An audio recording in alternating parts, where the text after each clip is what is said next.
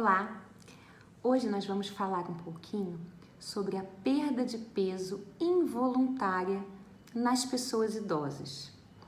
Esse assunto é tão importante, pois uma perda de peso de 5% do peso habitual de uma pessoa idosa ao longo de um ano é uma situação que aumenta a mortalidade desse idoso.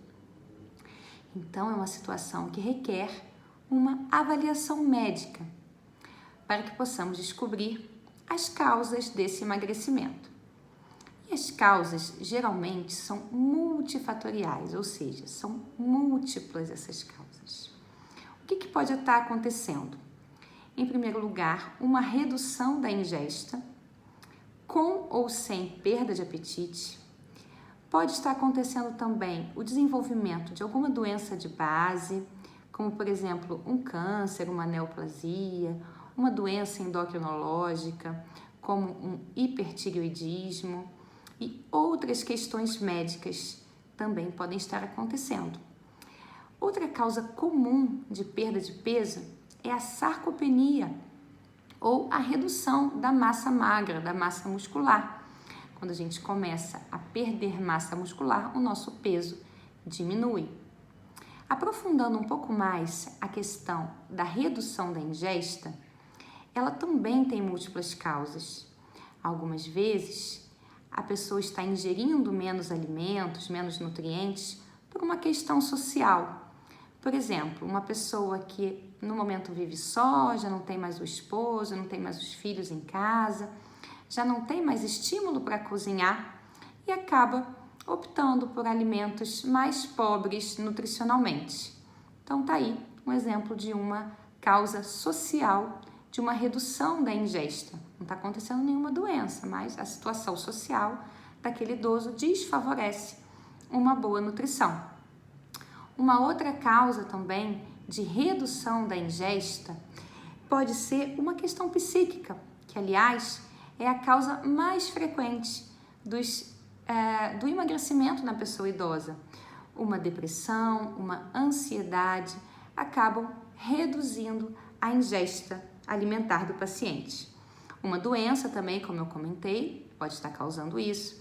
Remédios, alguns medicamentos causam digeusia, que significa o quê? Uma mudança do gosto, né? A pessoa fica modifica o gosto dos alimentos e a pessoa já não se alimenta tão bem por conta desse efeito colateral de alguns medicamentos. Causas odontológicas, uma prótese mal adaptada, também pode ser uma causa de uma redução da ingesta alimentar do paciente. Ou também causas fisiológicas, como por exemplo a disfagia, dificuldade de deglutição, que ocorre com o envelhecimento pela fragilidade da musculatura, enfraquecimento da musculatura e da deglutição. Isso também pode causar uma redução da ingesta alimentar do paciente. E é uma questão simples, muitas vezes de se resolver num primeiro momento, que basta mudar a consistência do alimento de sólido para pastoso, que o idoso já começa a se alimentar bem novamente, certo? Então, quando a gente está diante de um idoso emagrecendo, a gente precisa fazer uma avaliação médica. Nessa avaliação médica, a gente faz uma anamnese para entender melhor o problema, um exame físico, e daí parte para uma investigação complementar de acordo com o que foi encontrado na anamnese do exame físico. Por exemplo, uma endoscopia digestiva alta, muitas vezes, está recomendada no paciente que, junto com o emagrecimento, tem queixas dispépticas, né? Uma azia, um peso no estômago, um desconforto após a refeição, a gente precisa fazer uma endoscopia. Exames de imagem, tomografia de tórax e abdômen, dependendo do que foi encontrado na anamnese e no exame físico, também estariam indicados. E, além da gente procurar descobrir a causa, a gente precisa também tratar esse emagrecimento. Claro, descobrindo alguma doença, precisamos tratar a doença, mas além disso, precisamos rever a dieta do paciente, ver o que está faltando, em algumas situações fazer suplementos nutricionais que aumentem o aporte proteico-calórico desse paciente, e em algumas situações fazer reposição de algumas vitaminas. Eu não indico a reposição de polivitamínicos para um paciente que se alimente bem, de forma variada, mas em alguns casos, quando há uma deficiência, por exemplo, de uma determinada vitamina, vitamina B12 está reduzida, precisamos fazer uma reposição. Vitamina D está reduzida, precisamos fazer uma reposição. Isso também é importante para a saúde global do paciente.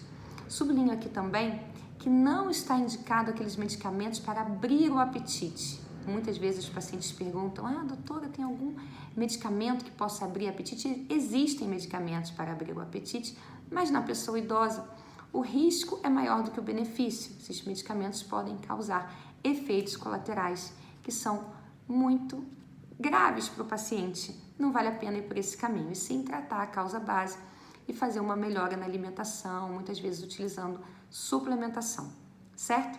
Se esse vídeo te ajudou, deixa aqui abaixo os seus comentários. Muito obrigada!